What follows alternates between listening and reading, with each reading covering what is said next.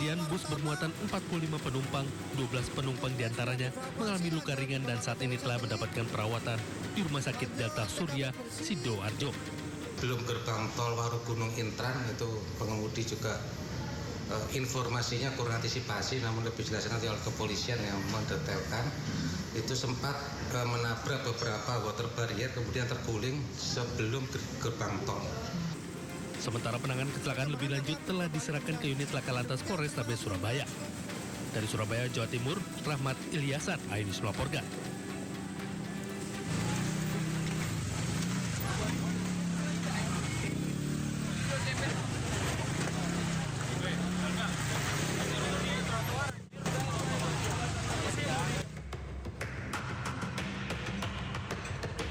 Petugas Satpol PP dan Sudin Perhubungan merazia sejumlah pedagang kaki lima yang berdagang di atas trotoar di kawasan Pecinan Pancoran, Glodok Taman Sari, Jakarta Barat. Para pedagang hanya bisa pasrah saat gerobak dagangan mereka dinaikkan ke atas truk. Setelah dirazia, petugas Satpol PP memberi peringatan agar para pedagang tidak berjualan lagi di atas trotoar.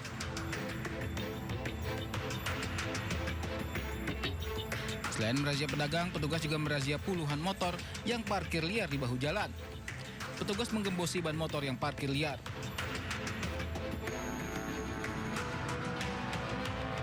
Kebetulan memang ini sudah rutin kita laksanakan, tapi memang kemarin ada laporan juga dari masyarakat terkait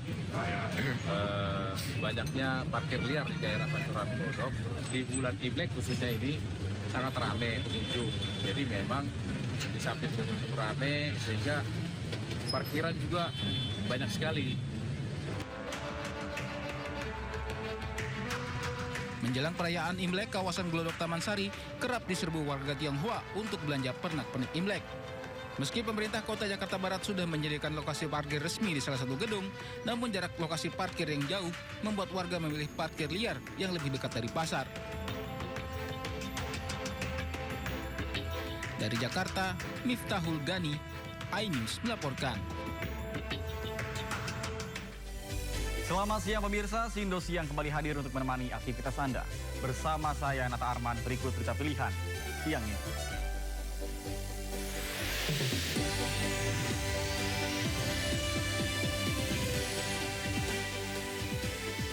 Banjir hingga seatap rumah atau setinggi 2 meter melanda desa Cijayanti, Babakan Madang, Sentul, Bogor, Jawa Barat.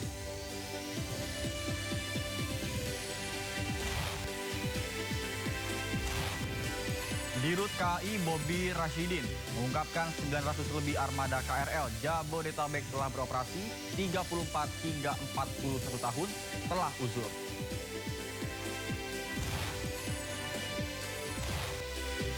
Polemik kepesertaan BPJS Kesehatan PBI, 120.000 peserta direaktivasi otomatis oleh pemerintah.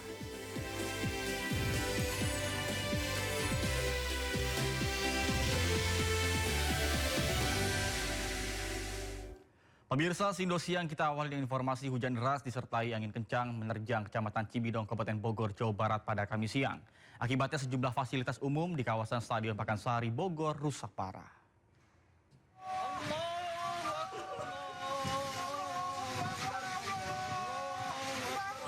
Meski tidak memakan korban jiwa, cuaca ekstrim menyebabkan panikan warga serta mengganggu aktivitas di sekitaran kawasan Stadion Pakansari, Bogor, Jawa Barat. Akibat musibah ini, atap Stadion Pakansari Bogor rusak, terutama di pintu 4, 5, dan 6. Dispora Kabupaten Bogor sedang menginventarisir kerusakan pada stadion utama serta venue olahraga lainnya di Kompleks Pakansari. Angin kencang yang menyertai hujan merobohkan banyak pohonan dan juga fasilitas di area stadion.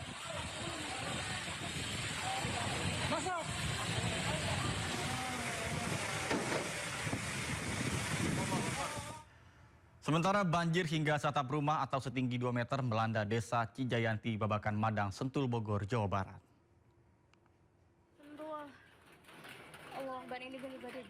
Pemirsa, Kampung Cicerewet, Desa Cijayanti, Kecamatan Babakan Madang dilanda banjir dengan ketinggian air yang cukup dalam, bahkan hampir menyentuh atap rumah warga. Banjir terjadi setelah hujan deras mengguyur wilayah ini. Kayak gini, Cijayanti, ini keadaan rumah di dalam rumah tuh kayak gini. Ini bukan eyang Kondisi ini membuat aktivitas warga menjadi lumpuh total.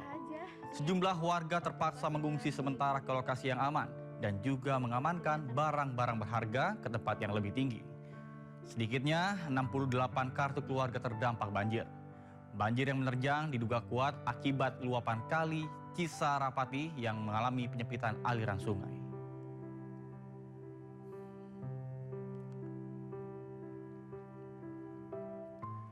Pemirsa, banjir bandang menerjang Lingkar Sarowo, Kelurahan Kalirejo, Kecamatan Unggaran Timur, Semarang. Banjir yang membawa material tanah menyebabkan aktivitas warga menjadi terganggu. Curah hujan tinggi menyebabkan air sungai bercampur dengan tanah meluap ke jalan di Kalirejo, Unggaran Timur, Semarang. Derasnya aliran banjir membuat aktivitas warga menjadi terganggu.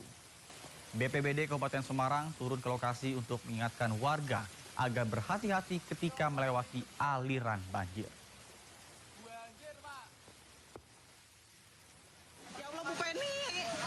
Sementara itu pemirsa, di Cilacap, Jawa Tengah, diguyur hujan berjam-jam, dusun Kalipada diterjang banjir bandang dan tanah longsor. Rekaman video memperlihatkan detik-detik banjir bandang dan tanah longsor terjang dusun Kalipada di Desa Pamulihan, Kecamatan Cilacap, Jawa Tengah. Bahkan terjangan banjir bandang dan juga tanah longsor yang datang tiba-tiba membuat warga panik dan histeris. Sebagian warga berlarian menyelamatkan diri, sementara warga lainnya berupaya menyelamatkan barang-barangnya dari terjangan banjir. Banjir bandang terjadi akibat tanggul sungai Cikuya jebol usai hujan deras mengguyur selama berjam-jam.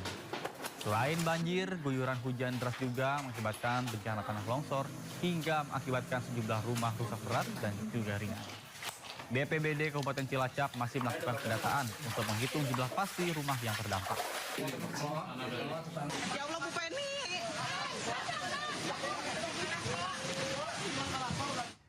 Banjir yang melanda Kelurahan Bonalumban, Kecamatan Tuka, Kabupaten Tapanuli Tengah, Sumatera Utara membuat puluhan warga harus dievakuasi. Personel Satsamapta Polres Tapteng bersama dengan Brimopolda Sumatera Utara menyelamatkan warga dari gereja HKBP Pasir Bidang di Kelurahan Bonalumban. Petugas berhasil mengamankan 8 orang warga dalam kondisi yang sehat dan 1 orang warga dalam kondisi sakit dan tidak sadarkan diri. Warga yang sakit langsung dibawa ke Rumah Sakit Umum Pandan dan juga menggunakan kendaraan dinas Kapolres Tapteng. Sementara itu, tim Gul Bencalanal Sibolga juga mengevakuasi 35 orang warga terdampak banjir di wilayah Tuka. Hingga saat ini kondisi air di wilayah Bonalumban dilaporkan sudah mulai surut. Namun listrik masih padam dan juga ditemukan sejumlah kayu terbawa arus masuk ke pemukiman warga. Saat ini personil Polres Tapanuli Tengah bersama dengan Brimopolda Sumatera Utara masih melakukan patroli dan juga siaga evakuasi di sekitaran wilayah Tuka.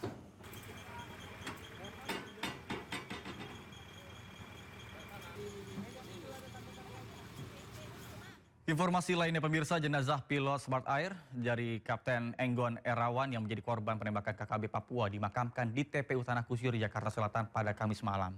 Sementara jenazah Kopilot Baskoro di Abdi Anggoro tiba di rumah duka dan juga dimakamkan pada Jumat siang.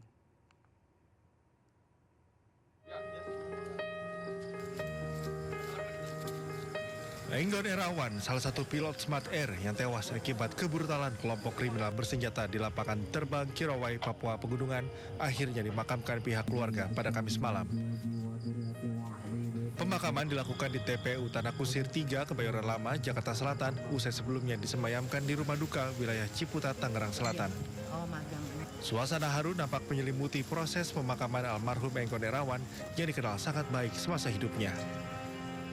Almarhum Kapten Enggon Erawan adalah sosok yang sangat baik.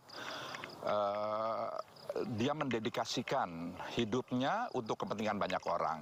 Dan kita sama tahu sebagai pilot, apalagi di daerah pedalaman, di remote area, di pedalaman Papua, adalah pekerjaan yang sebenarnya tidak sederhana. Sementara itu, jenazah kopilot Smart Air Baskoro Adi Anggoro tiba di rumah duka di Kafling DKI, Pondok Bambu, Durensawit, Jakarta Timur pada Kamis malam. Jenazah langsung disambut keluarga yang telah menunggu sejak menerima kabar Baskoro menjadi salah satu korban penembakan kelompok kriminal bersenjata di Papua. Rencananya jenazah Baskoro akan dimakamkan di TPU Pondok Kelapa pada Jumat siang. Diketahui kejadian tragis penembakan pilot dan kopilot Smart Air terjadi pada Rabu kemarin di landasan Korowai, Papua Pegunungan. Evakuasi jenazah 2 korban yang dilakukan pasukan Brimob pun sempat diwarnai kontak tembak dengan KKB. Tim Liputan iNews melaporkan. Ikatan Pilot Indonesia menyampaikan duka mendalam atas gugurnya Kapten Egon Erawan dan Kapten Baskoro usai dibunuh oleh KKB di Bandara Korowai, Batu, Papua Selatan. Ikatan Pilot mengecam dan juga mengutuk keras tragedi penembakan tersebut.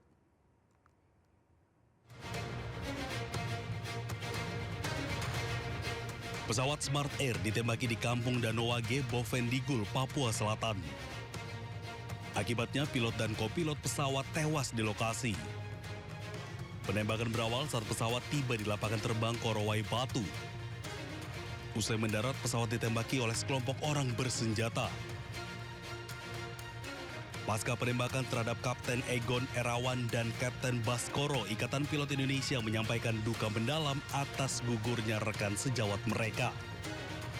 Ikatan Pilot Indonesia mengecam dan mengutuk keras tragedi memilukan tersebut dan meminta adanya perbaikan terhadap keamanan penerbangan. Pilot sebagai pengemban tugas tersebut wajib dilindungi oleh negara dalam melakukan setiap tugasnya, termasuk infrastruktur penerbangan di dalamnya, yaitu bandara yang merupakan objek vital nasional yang harus dilindungi dari segala gangguan keamanan. Ikatan Pilot Indonesia juga meminta kepada seluruh para pilot untuk meningkatkan kewaspadaan pada penerbangan di daerah beresiko tinggi. Dari Tangerang Selatan, Banten, Nunung Purnomo, iNews melaporkan.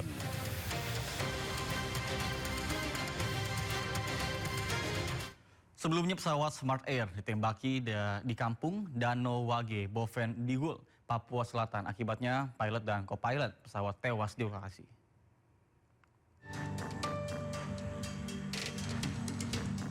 Pesawat Smart Air ditembaki di Kampung Danowage, Bovendigul, Papua Selatan. Penembakan berawal saat pesawat tiba di lapangan terbang Korowai, Batu. Usai mendarat, pesawat ditembaki oleh sekelompok orang bersenjata. Akibatnya pilot bersama penumpang menyelamatkan diri ke hutan. Namun pilot dan kopilot tertangkap dan langsung ditembak hingga meninggal dunia di lokasi. Ya, kalau untuk sementara yang kita pastikan itu ada korban 2 orang, tapi untuk yang lainnya kita belum tahu. Untuk situasi sampai saat ini? Sampai saat ini memang situasi kita sudah berusaha untuk berhubungan dengan kondisi masyarakat di sana ataupun masyarakat yang bisa kita hubungi. Sementara situasi belum ada perkembangan lebih lanjut, tapi yang pasti terakhir kita tahu ada 2 korban tersebut. Brigjen Faisal juga telah menyiapkan pasukan dan akan diberangkatkan ke lokasi kejadian. Sementara terkait pelaku penembakan masih dalam penyelidikan. Polemik kepesertaan BPJS Kesehatan PBI sebanyak 120.000 peserta direaktivasi otomatis oleh pemerintah. Sindo Siang akan segera kembali, tetaplah bersama kami.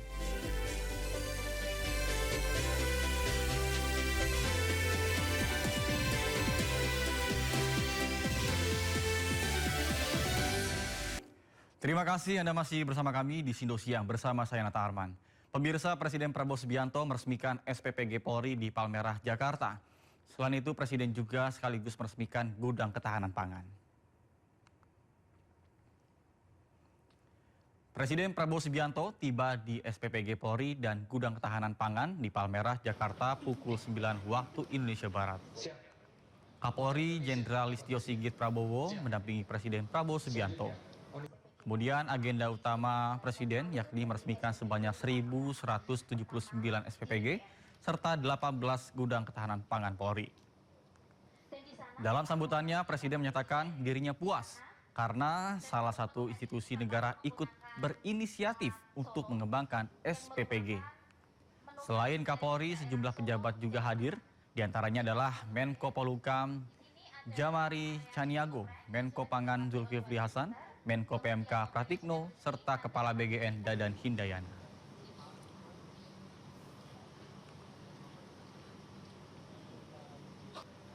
Informasi lainnya pemirsa, polemik status kepesertaan BPJS Kesehatan yang tiba-tiba nonaktif picu gelombang protes di masyarakat. Bahkan pemerintah dan BPJS Kesehatan pun pastikan sebanyak 120.000 peserta BPJS kurang mampu dan idap penyakit kronis atau katastrofik akan mendapatkan reaktivasi secara otomatis.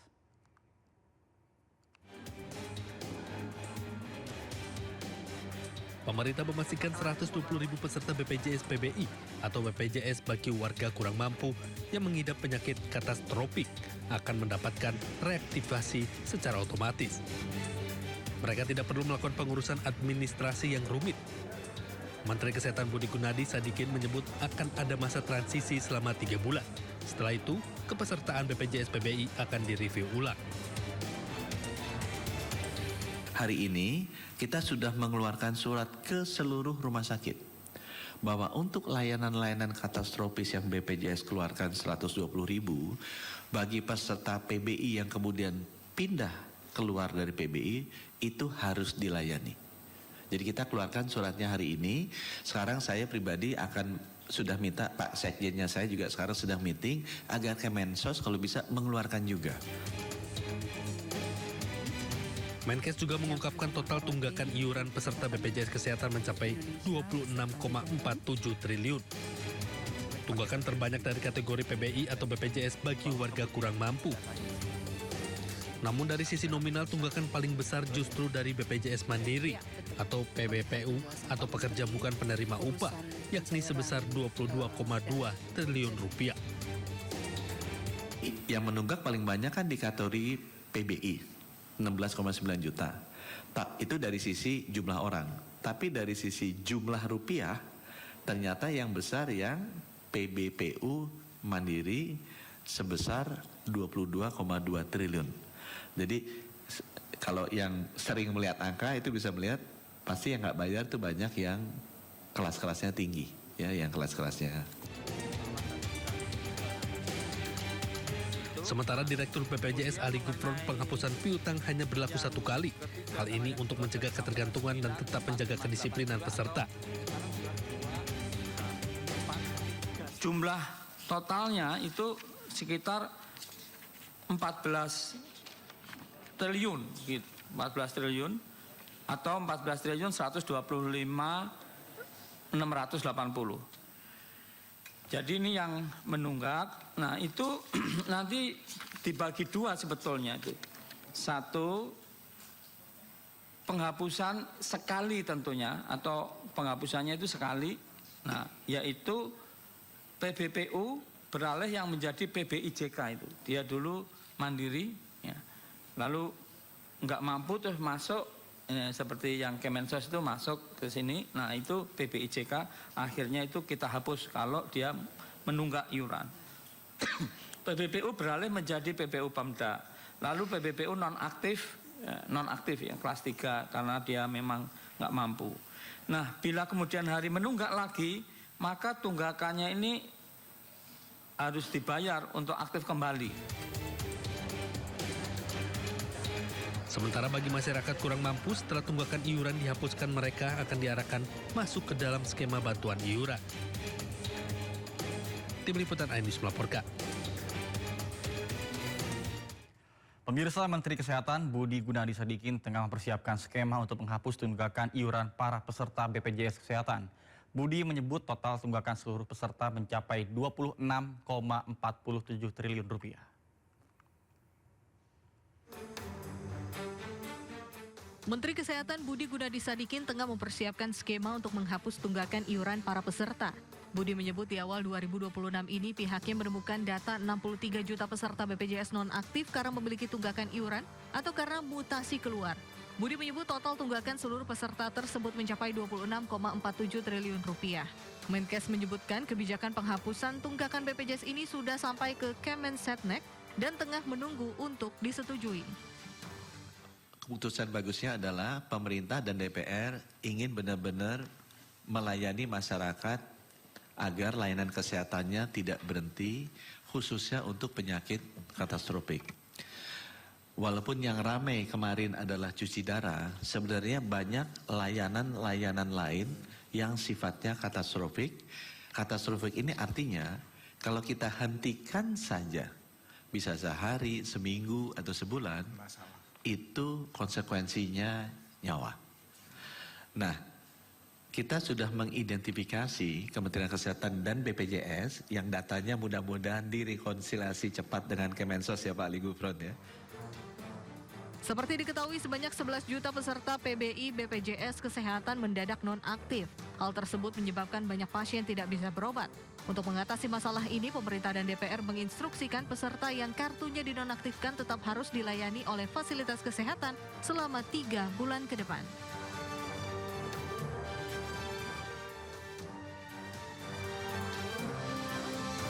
Ya pemirsa, sepekan terakhir publik dikejutkan dengan kabar jutaan kepesertaan PBI yang dinonaktifkan secara mendadak hingga membuat banyak warga miskin terhambat mendapatkan layanan kritis di rumah sakit. Bahkan di tengah upaya pemutakhiran data agar tepat sasaran, muncul pertanyaan, bagaimana nasib mereka yang benar-benar membutuhkan namun terbentur administrasi? Dan siang ini kita akan membahas dan juga evaluasi dan juga solusinya bersama dengan langsung Direktur Utama BPJS Kesehatan, ada Bapak Ali Gufron Mukti. Baik, selamat siang Pak Gufron. Selamat siang Mas Nata Arman. Terima kasih. Kabar baik. Baik, mungkin Pak Gufron bisa menanggapi terkait dengan hebohnya penonaktifan PBI kemarin ini, bagaimana BPJS memastikan bahwa pasien yang tengah dalam kondisi kritis ini tetap bisa dilayani meskipun kartu mereka ini tiba-tiba nonaktif? Iya, jadi untuk diketahui apakah seseorang masih memenuhi syarat PBI atau bukan PBI, kemudian masih didaftarkan apa tidak. Nah, itu tentu bukan wewenang BPJS. BPJS wewenangnya untuk mengeksekusi bahwa yang didaftarkan, diaktifkan, nah itu aktif. Kalau sudah tidak memenuhi syarat PBI dikeluarkan, ya keluar, seperti itu. Nah, yang jelas bahwa mereka yang kemarin istilahnya terkejut barangkali karena membutuhkan pelayanan, yaitu mereka masih mengalami satu penyakit yang berbiaya katastropik. Jadi katastropik itu bukan jenis penyakit tapi biayanya ya, biayanya mahal gitu ya.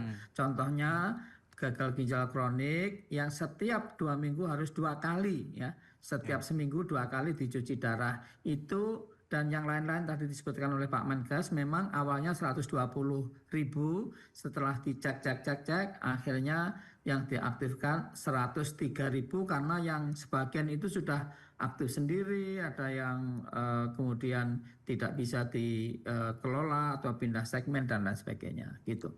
Baik, kemudian apa langkah konkret BPJS bersama dengan Kemensos agar proses pembersihan data PBI ke depannya tidak lagi mengorbankan warga miskin yang sedang berobat, Pak?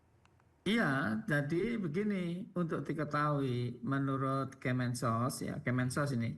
Tapi sekali lagi ya, apakah seseorang memenuhi syarat PBI atau bukan PBI, bukan BPJS ya, tapi kementerian. Nah, dan BPJS ini tidak di bawah sebuah kementerian apapun ya.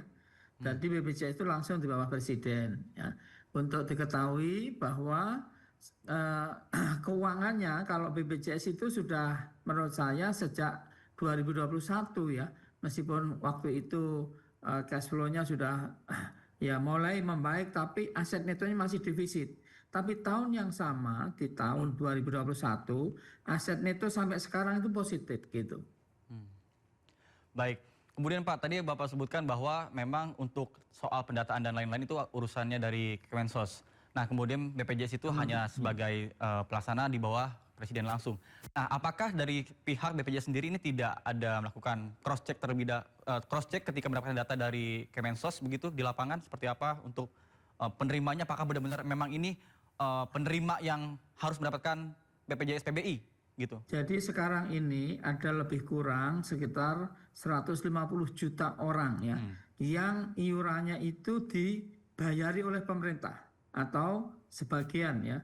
Itu sebagian besar itu dibiayai atau sebagian dibiayai oleh pemerintah. Itu yang jelas itu 96,8 juta ya, artinya hampir 100 juta dan 47 juta itu semuanya dibiayai ya, baik pemerintah pusat, pemerintah daerah. Pemerintah pusat untuk PBI 96,8, yang pemerintah daerah, PBPU, Pemda ya itu 47 juta. Jadi harus disadari dulu ya, hampir 150 plus 12 juta itu yang dibantu 7.000, yang bersangkutan bayar 35.000 gitu ya. Karena biayanya itu per orang minimal itu 42.000 per orang per bulan gitu. Jadi ini disadari dulu ada 150-an juta orang loh ya dari seluruh peserta itu yang dibiayai baik pemerintah pusat, pemerintah daerah gitu. Nah, yang dibiayai itu kadang-kadang menurut Kemensos ya itu kurang tepat sasaran angkanya, makanya ada yang tidak diaktifkan, tetapi tentu lebih bagus nanya ke Kemensos. Tapi dari BPJS itu tentu kita memvalidasi, melakukan cek dan lain sebagainya. Nah, jumlahnya itu hampir sama. Sebelum dan sesudah diaktifkan itu cuma diganti orang aja. Karena menurut Kemensos ada sekitar 54 juta orang yang harusnya berhak PBI atau paling tidak desilnya itu 1 sampai 5 itu belum masuk ya. Belum masuk PBI gitu. Baik. Kalau kita menilik dari kasus yang kemarin, apa kendala yang paling mendasar nih yang Bapak lihat dalam sinkronisasi data peserta agar tidak ada lagi yang tercecer seperti yang kemarin? Iya, itu karena mendadak ya. Jadi dari gini, tanggal 22 Januari itu kan dari Kemensos, lalu ke Kemenkes dulu. Karena anggarannya itu di Kemenkes ya. Nah, Kemenkes lalu mendaftarkan peserta ya, bukan menonaktifkan tapi mendaftarkan peserta.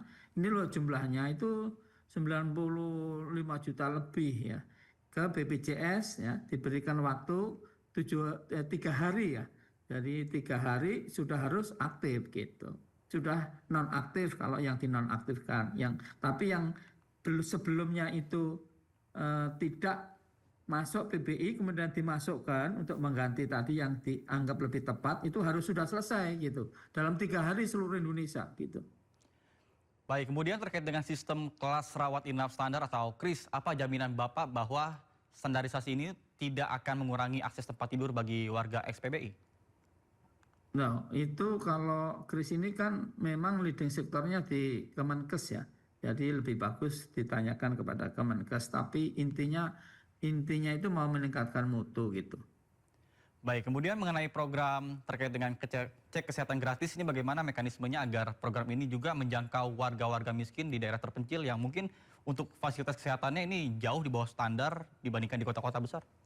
Ya, jadi gini, orang banyak tidak tahu ya. Jadi BPJS itu menanganinya demand side, bukan supply side. Yang Anda tanyakan itu adalah supply side, itu bukan tanggung jawab dan urusannya BPJS sebetulnya. Nah, jadi bisa ditanyakan ya tanggung jawab itu baik pemerintah pusat maupun pemerintah daerah untuk supply side. Supply side itu umpamanya vaskesnya tadi, dokternya, kemudian obatnya, kemudian alat kesehatannya atau alat kedokteran kayak gitu. Kalau BPJS itu menjamin bahwa setiap orang itu bisa dapat akses ya pelayanan tanpa kesulitan pembiayaan gitu. Oke, kemudian kemarin juga sempat ramai yang mana ketika kemarin sempat nonaktif ini banyaknya juga dari pihak rumah sakit juga bingung terkait dengan apakah nantinya ini akan dibayarkan oleh BPJS karena mengingat statusnya itu adalah nonaktif atau justru dikhawatirkan rumah sakit itu sendiri akan nombok kan begitu. Nah, mungkin tanggapan Bapak terkait dengan hal tersebut nanti ke depannya ketika ada kasus serupa yang terjadi, apa langkah yang harus dilakukan? Nah, itu dalam keadaan darurat apa enggak? Kalau dalam keadaan darurat tentu harus dilayanin dan jangan memikirkan administrasi. Jadi rumah sakit tentu ada katakanlah kewajiban ya sosial dan lain sebagainya. Itu kan diambilkan dari dana CSR atau apa atau Pemdanya kayak gitu kalau rumah sakit miliknya Pemda ya. Itu kalau dalam keadaan emergensi, tapi kalau tidak dalam keadaan emergensi, tentu kalau BPJS itu gampang, ya aktif apa tidak, kayak gitu. Kalau aktif, SEP, surat eligibilitas akan dikeluarkan kalau memenuhi syarat, gitu. Baik, kemudian dengan anggaran yang triliunan rupiah di tahun 2026 ini, Mungkin apa strategi Pak Gufron agar dana BPJS ini tetap stabil tanpa mengurangi manfaat layanan bagi rakyat kecil, Pak? Iya, kalau BPJS itu nggak pernah ngurangi pelayanan ya. Tapi mungkin ya ada oknum gitu ya di lapangan kayak gitu. Tapi kalau kebijakan dari sisi BPJS belum pernah mengurangi layanan, belum pernah gitu. Jadi untuk keuangan ini agar sustain ya, tentu kita mengupayakan. Dan kita setelah upaya itu kita bersyukur karena tanggal 15 Agustus Presiden telah mengalokasikan APBN untuk tambahan BPJS itu 20 triliun gitu ya. Dan ini tidak ada hubungannya dengan pemutihan gitu ya. Itu 20 triliun saya kira itu bisa sustain dan kita istilahnya itu sangat ketat ya dan hati-hati di dalam penggunaan keuangan BPJS itu gitu.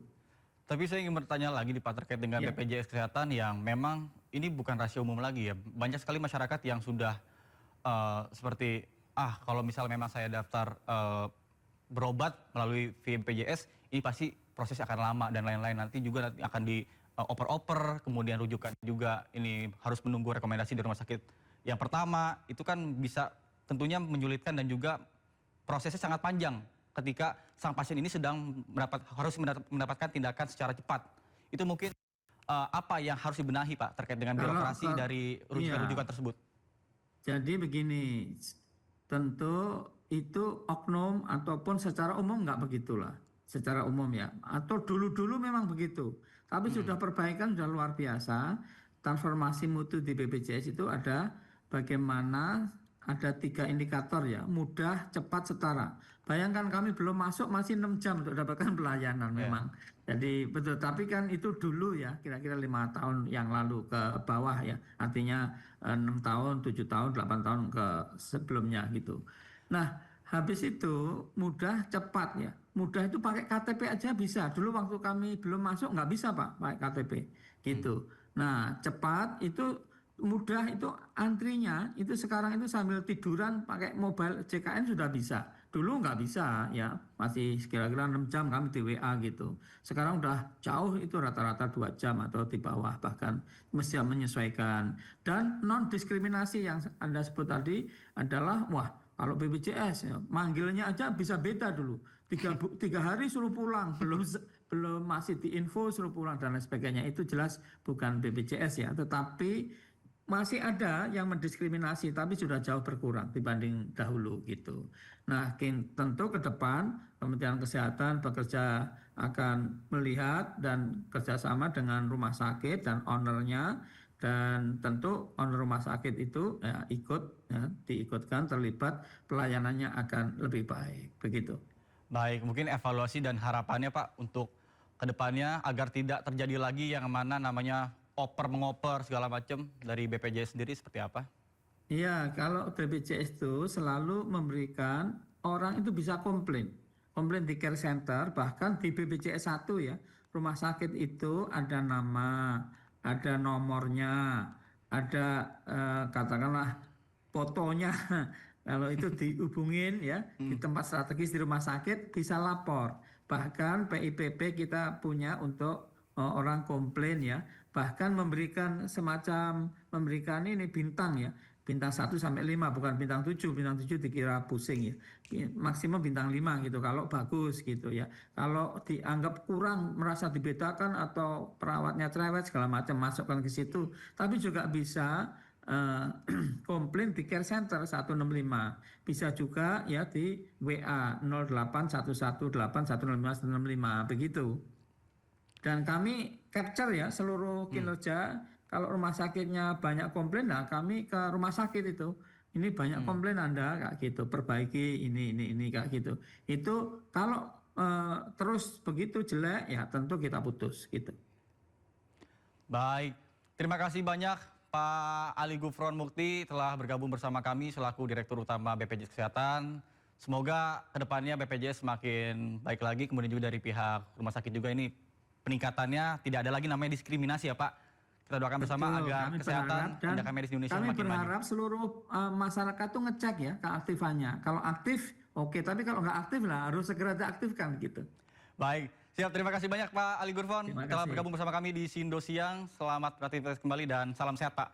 Salam sehat Mas Nata Arman, terima kasih. Gubernur Jawa Timur Khofifah Indar Parawansa membantah terima fee ijon sebesar 30% dalam kasus korupsi dana hibah APBD Jawa Timur. Sindo Siang akan segera kembali.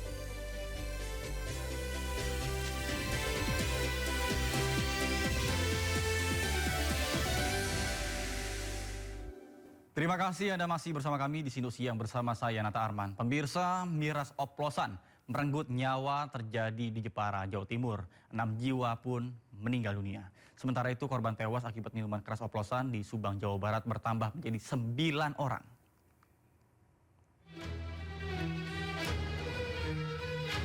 Korban tewas akibat pesta miras oplosan di tempat karaoke milik seorang warga Sowawal Timur, Kecamatan Pakisaji, Jepara, Jawa Tengah pada Minggu malam kemarin menjadi 6 orang. Sementara 2 korban lain masih dirawat di rumah sakit. Tak lama setelah melakukan penyelidikan, Polres Jepara menetapkan 3 tersangka, yakni pemilik tempat karaoke yang menjadi lokasi pesta miras dan 2 lainnya yang sudah meninggal karena ikut menenggak miras oplosan. Tersangka terlibat melakukan pengoplosan miras tanpa didasari keahlian dengan tujuan hanya untuk memperoleh keuntungan. Bitlab Forpolda Jateng juga turun tangan untuk mengotopsi korban untuk mendapat tambahan barang bukti. Untuk terlapor yang sekarang sudah menjadi tersangka ada 3. Yang pertama MR alias Pongli, kemudian S alias Kancil, serta ESW. Jadi ada 3 yang sudah kami tetapkan sebagai tersangka, dan kemudian salah satu dari tersangka tersebut merupakan orang yang juga menjadi korban dan meninggal dunia. Untuk modusnya adalah melakukan pengoplosan minuman keras tanpa didasari dengan keahlian untuk memperoleh keuntungan dan sebagai mata pencaharian. Tersangka dijerat pasal berlapis tentang Undang-Undang Kesehatan serta Undang-Undang Perlindungan Konsumen dengan ancaman hukuman penjara hingga 15 tahun. Dari Jepara, Jawa Tengah, Alip Sutarto, iNews melaporkan.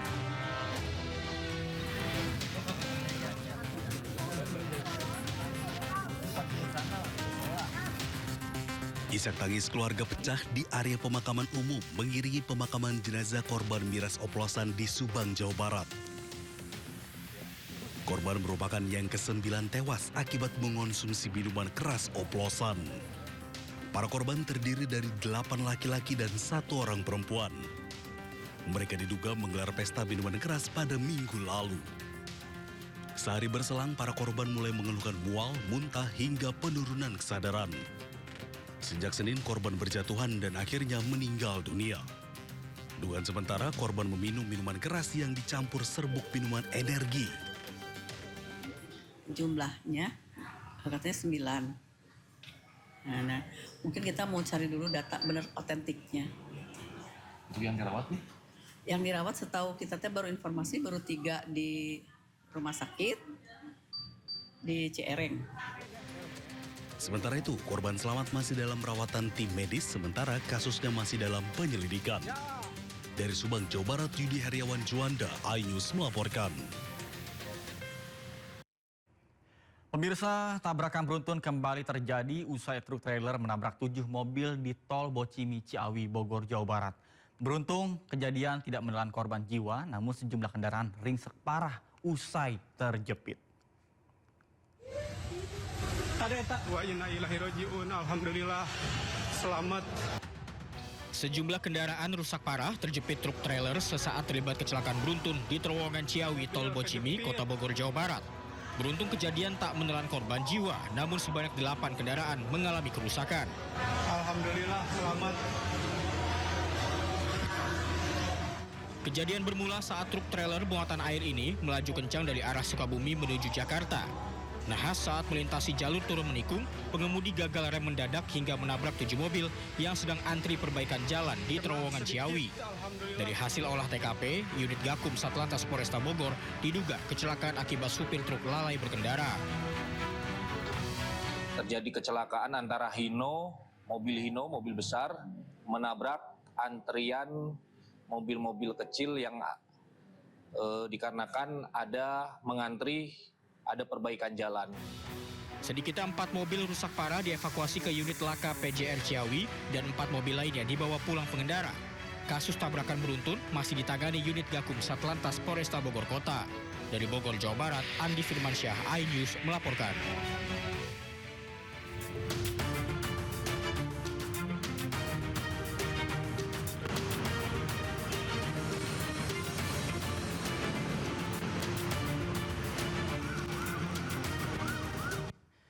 Ya pemirsa, selanjutnya kami ajak Anda mengetahui pantauan lalu lintas pada hari ini di sejumlah wilayah melalui pantauan CCTV Korlantas Polri. Dan kita akan bergabung dengan Bribtu Eklesia Putri Huta Barat di studio NTMC Polri. Baik, selamat siang Brigadir Eklesia, bagaimana pantauan lalu lintas dari sejumlah titik di wilayah Indonesia melalui pantauan CCTV? Silakan. Baik, terima kasih Nata dan selamat siang pemirsa. Bersama kami dari NTMC Korlantas Polri akan menginformasikan situasi arus lalu lintas di beberapa titik melalui pantauan CCTV kami. Untuk titik yang pertama kita akan pantau di kawasan Selipi Palmerah, Jakarta Barat. Situasi arus lalu lintas dari arah Semanggi yang akan menuju ke arah Grogol, Petamburan, Pejompongan maupun Cawang pada siang hari ini tampak cukup kondusif lancar dari berbagai arahnya. Kami menghimbau kepada seluruh pengendara untuk tetap berada pada jalur Anda masing-masing dan tidak merobos jalur yang berlawanan arah demi keselamatan diri Anda dan juga pengendara lainnya. Dan titik selanjutnya kita akan beralih di kawasan JPO Taman Anggrek, Jakarta Barat. Situasi arus lalu lintas dari arah Selipi yang akan menuju ke arah Grogol melalui jalur arteri pada siang hari ini tampak cukup kondusif lancar. Kami menghimbau kepada seluruh pengendara untuk tetap menjaga jarak aman kendaraan Anda dengan kendaraan lainnya. Dan titik selanjutnya kita akan pantau di kawasan Simpang Tomang, Jakarta Barat. Situasi arus lalu lintas dari arah exit tol Tangerang yang akan menuju ke arah Harmoni maupun Cawang pada siang hari ini tampak cukup kondusif lancar, begitu pula dari arah Cawang yang akan menuju ke arah Grogol melalui jalur flyover. Perlambatan kecepatan kendaraan hanya terjadi jelang antrean traffic light saja, selepasnya kendaraan dapat melaju dengan kecepatan normal. Kami menghimbau kepada seluruh pengendara untuk tetap bersabar dan berhenti di belakang garis stop pada saat mengantri jelang traffic light. Dan titik selanjutnya kita akan pantau di kawasan JPO Senayan, Jakarta Barat. Situasi arus lalu lintas dari arah Gatot Subroto yang akan menuju ke arah Selipi pada siang hari ini tampak cukup ramai namun tetap lancar, begitu pula dari arah Semanggi yang akan menuju ke arah Kuningan maupun Cawang. Kami menghimbau kepada seluruh pengendara yang melintasi kawasan ini untuk tetap berhati-hati dan selalu mematuhi rambu lalu lintas serta marka jalan yang berlaku. Dan tidak lupa kami mengingatkan kembali kepada pemirsa bahwa operasi keselamatan masih berlangsung hingga tanggal 15 Februari 2026. Untuk itu selalu lengkapi surat-surat kendaraan Anda sebelum melakukan perjalanan. Demikian Bribtu Eklesia melaporkan, selamat beraktivitas, hati-hati di jalan dan salam presisi. Kembali kepada Nata, silakan. Baik, terima kasih Bribtu Eklesia atas laporannya dari studio NTMC Polri. Selamat bertugas kembali dan salam presisi.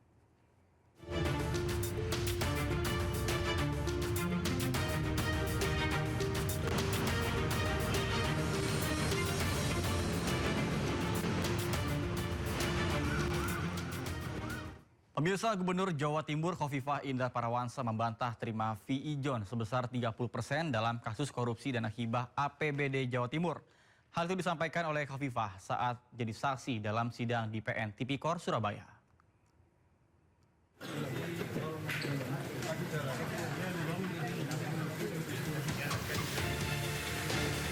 Gubernur Jawa Timur Khofifah Indar Parawansa akhirnya hadir di Pengadilan Tipikor Surabaya, Jawa Timur.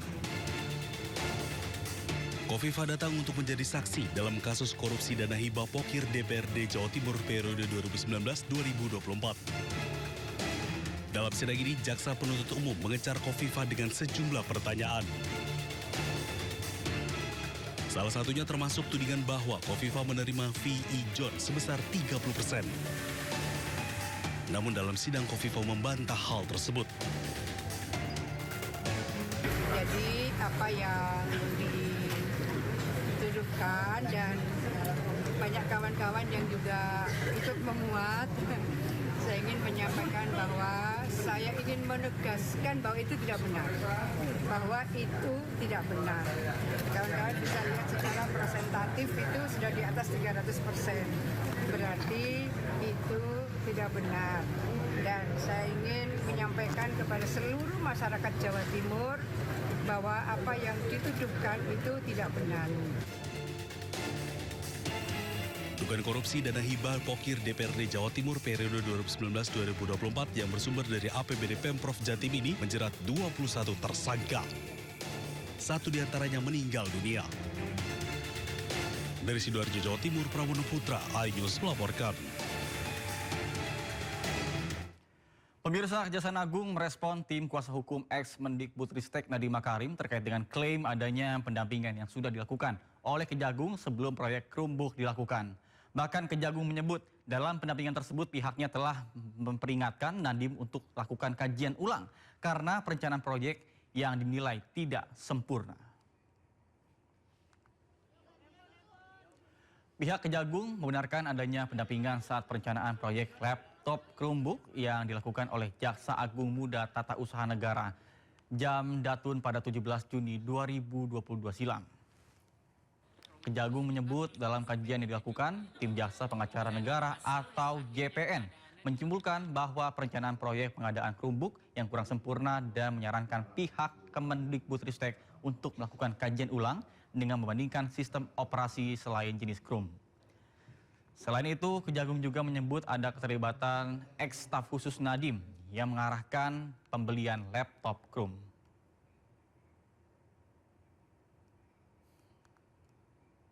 Memuat alasan dan urgensi yang jelas terpilihnya KROM sebagai sistem operasi yang digunakan dalam pengadaan tersebut.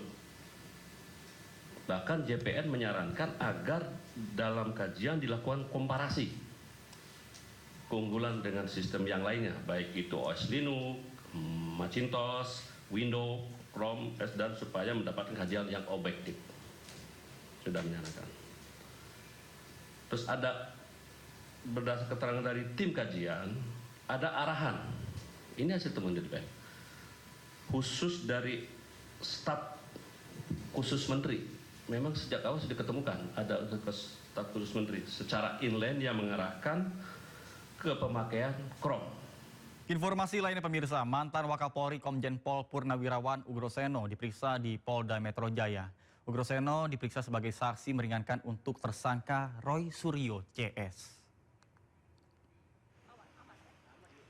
Ugroseno tiba di Polda Metro Jaya didampingi kuasa hukum Roy Suryo CS, Refli Harun. Ugroseno menjadi saksi meringankan untuk tersangka Roy Suryo CS terkait dengan tudingan ijazah palsu Jokowi. Ugroseno akan memberikan keterangan dalam kapasitasnya sebagai ahli kepolisian dan ahli hukum pidana. Akan memberikan peran saya, jadi sebagai bayangkara tua, abdi negara, abdi utama dari negara dan bangsa, tidak boleh berhenti untuk mengikuti perkembangan institusinya. Ya. Bayangkara tua itu berhenti melihat institusinya pada saat dimakamkan di Taman Makam Pahlawan atau Taman Makam Bahagia. Jadi kalau kondisi Polri sekarang ini tidak kita perhatikan selama kita masih hidup, berarti kita mengingkari diri kita, Bayangkara, sebagai insan Tribrata dan Catur Prastya. Bahkan tidak hanya Ugroseno, Roy Suryo CS juga menghadirkan mantan Ketua Umum Muhammadiyah Din Syamsuddin sebagai ahli dalam kasus ini. Selain karena Tifa merupakan anak didik Muhammadiyah, dirinya pun menetapkan status tersangka terhadap ketiganya tidak sesuai dengan etika moral dan politik.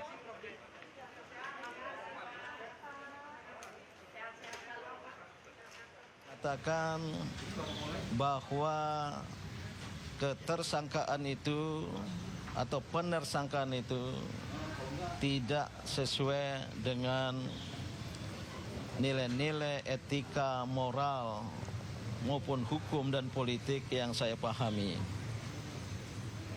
Alasannya adalah Dr. Tifauzia Tiasuma dan kawan-kawannya mengajukan gugatan tuduhan atas pemalsuan ijazah oleh Joko Widodo. Menurut pendapat saya, itu adalah hak konstitusional sebagai seorang warga negara yang dijamin oleh konstitusi. Pemirsa, Direktur Utama KAI, Bobi Rashidin, mengungkapkan 900 lebih armada KRL yang beroperasi saat ini tergolong uzur dengan usia mencapai 34 hingga 41 tahun. Bahkan kondisi armada yang menua ini menimbulkan kekhawatiran serius terhadap kapasitas angkut.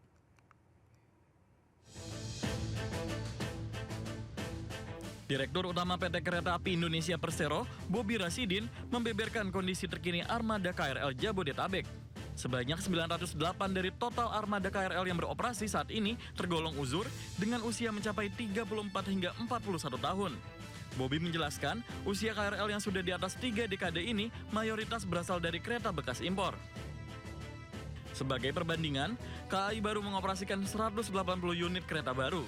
Ini terdiri dari 132 unit atau 11 trainset produksi CRCC Sifang, serta 48 unit atau 4 trainset buatan Inka. Kondisi armada yang menua ini menimbulkan kekhawatiran serius terhadap kapasitas angkut. Bobi memproyeksikan, tanpa pengadaan sarana baru, lonjakan penumpang bisa mencapai 630% pada tahun 2030.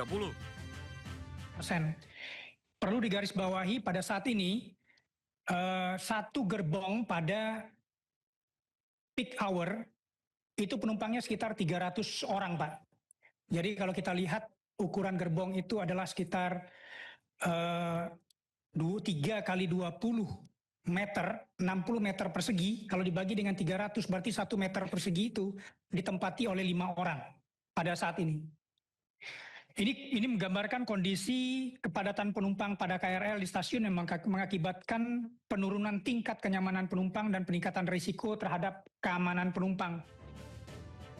Bobi menambahkan, kepadatan penumpang pada jam sibuk atau peak hour sudah berada pada level mengkhawatirkan.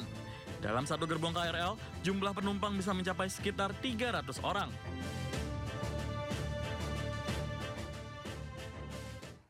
Beralih ke informasi mancanegara, pemirsa, Israel resmi bergabung dengan Dewan Perdamaian atau Board of Peace, bentukan Presiden Amerika Donald Trump. Pada Kamis kemarin, Perdana Menteri Israel Benjamin Netanyahu bertemu dengan Menteri Luar Negeri Amerika Marco Rubio di Washington, D.C., Amerika Serikat. Dalam pertemuan tersebut, Netanyahu dan juga Marco Rubio menandatangani dan juga memegang dokumen resmi keanggotaan Israel sebagai bagian dari Dewan Perdamaian baru atau Board of Peace yang dibentuk oleh Presiden Amerika Serikat Donald Trump. Penandatanganan dokumen dilakukan oleh Netanyahu sebelum bertemu dengan Presiden Trump di Gedung Putih. Kemudian salah satu misi Dewan Perdamaian yakni mengakhiri konflik Gaza. Namun belum terungkap ke publik bagaimana konsep atau strategi Dewan Perdamaian bentukan Trump ini untuk mengakhiri konflik di Gaza. Israel sebagai salah satu pihak yang berkonflik justru terlibat sebagai juru penengah, sementara Palestina tidak dilibatkan sama sekali.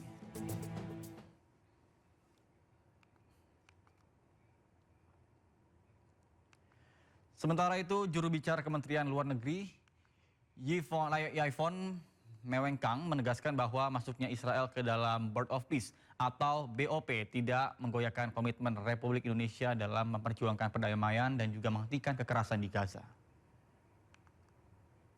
Semua forum yang ada, Indonesia sejak awal menuntut penghentian kekerasan terhadap warga sipil, mengecam pelanggaran hukum internasional, termasuk hukum humaniter internasional yang terjadi di Gaza, akses bantuan kemanusiaan, serta realisasi solusi dua negara.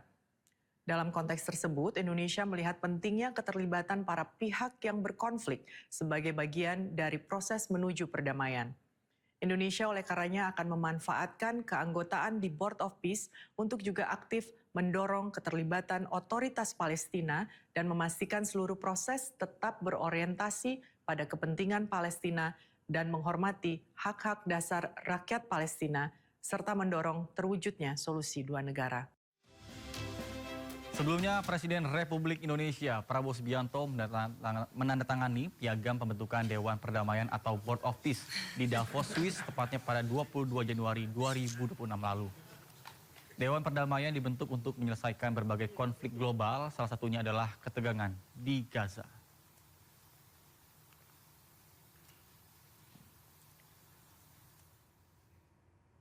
Pemirsa, usai sudah Sindo Siang hari ini dan jangan lupa Anda bisa mendapatkan informasi terkini dan terbaru melalui kanal YouTube Sindo News atau melalui portal menghadirkan berita daerah, nasional dan internasional lengkap di sindonews.com. Saya Nata Arman beserta kerabat kerja pamit undur diri. Terima kasih, selamat siang dan sampai jumpa.